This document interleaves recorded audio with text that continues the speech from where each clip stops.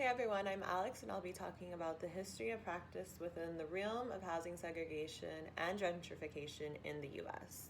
This is one of many complexities and can really be found within the foundation of white supremacy and anti-black racism of which our country was built upon. And so this can really be dated all the way back to the National Housing Act, which allowed for redlining. And redlining is when those of black and minority communities were not allowed to get housing loans, and so this prevented them from being able to buy homes and build home equity. And so once this was outlawed, that then moved into what they call reverse redlining, and this is where they did not disallow those communities from getting home loans. However, they charged them much higher than non-black and minority neighborhoods. Another key component to segregation is the GI Bill. So the GI Bill prevented black veterans from being able to get a home loan and again build that home equity, which allows for families to build capital and just leads into overall more opportunities. And so although these policies are now outlawed and they're not used anymore, segregation still persists today, and it can very much be seen in terms of gentrification. And so gentrification is where white people are moving into black and minority communities and really displacing those from their own community of which they've grown up in. And this is because of the housing crisis that we have today. It's just too expensive, and so now those who have been living in their own community are getting displaced because they can no longer afford to live there either. So that's what's kind of going on today and the history of where it derives from. Unequal access related to power, race, oppression, and privilege are still evident when it comes to housing policies. Compared to the rest of the population, African Americans are 1.7 times more likely to live in homes with physical problems due to substandard housing conditions such as pest infestation, overcrowding, faulty plumbing, or lead paint. These living conditions can lead to physical health problems such as lead poisoning, heart problems, asthma, and neurological disorders. Housing segregation also results in disproportionate isolation of black communities. This leads to lack of access to quality medical care or health food options, which further exacerbates the problem. The gentrification process in the US cities also has to be considered when it comes to prop issues.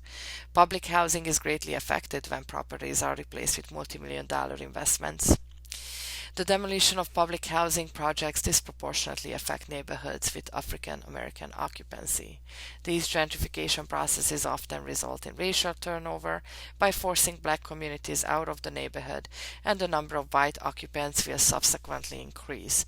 We call this displacement. Another very big issue is the high rent burden. The housing affordability gaps continue to widen as a result of gentrification, and the increasing rent burden is huge on low-income households. According to the National Low-Income Housing Coalition, the exclusionary effect of gentrification forces low-income households out of their neighborhood because of the high-cost rents that people can no longer afford. Therefore, the rent affordability crisis needs to be addressed by policies in a way that reduces displacement. Some of our recommendations include a stabilization voucher. This program may help stabilizing communities by reducing displacement. A revised inclusionary zoning policy that may enable low-income families to also benefit, and a community land trust approach that can be utilized to control land affordability. The combination of these efforts, while also enforcing anti-discrimination policies, is our ultimate policy recommendation. Over the course of the semester, we researched many policies that are happening in the United States to try to address gentrification as well as affordable housing shortage. In the United States, one really popular policy today is called inclusionary zoning. And inclusionary zoning is a policy where developers are given tax deductions in order to make a certain portion of the apartments that they're developing affordable. Unfortunately, the affordability is measured based on the median income, which especially in places like New York City is very high. So it's not actually helping people who are low income. And so one of our proposals is to change inclusionary zoning to help people who are lower income. And so that those deductions, those tax deductions, get used to make apartments that are truly affordable. Another policy solution we found that is happening on a smaller scale is called community land trust. A community land trust is where a nonprofit purchases land and then leases out to homeowners. Instead of owning the land, a person would sign a long-term lease that's very affordable. And so what happens is that because the community land trust owns the land, the price of the land does not go up. And a lot of the rising housing costs in urban areas are about the price of land. So for example, in New York City, the price of land has skyrocketed. And that's true in many urban areas. So community land trusts are a really great solution because they make really affordable housing in perpetuity, but unfortunately it's a very small scale solution because it is very costly for nonprofits to acquire the land. Another solution we found is voucher systems and programs, specifically stabilization vouchers, which enable people to get subsidized rents within the neighborhoods that they live.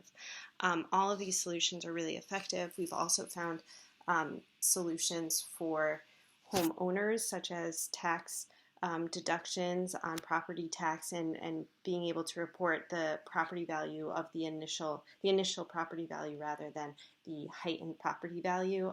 Those solutions are going on in Philadelphia, and the name of that program is called Loop, and it helps long-term homeowners. All of these solutions help to prevent gentrification. No one solution, I think, is the perfect solution. We did decide to go with inclusionary zoning as our main policy recommendation. The reason for that is because it's already creating a large amount of affordable housing, and it could be changed in such a way that it could really produce a great deal of housing for low-income people. Then it could be a really effective program that's already very widespread. One thing to mention is that the United States used to have a more centralized housing program where the federal government was putting money into projects, and now it is more of a public-private partnership. So we're sort of taking stock of those changes as well, and trying to use what's currently available to make the change. Hello everyone, my name is Hoagie Wang.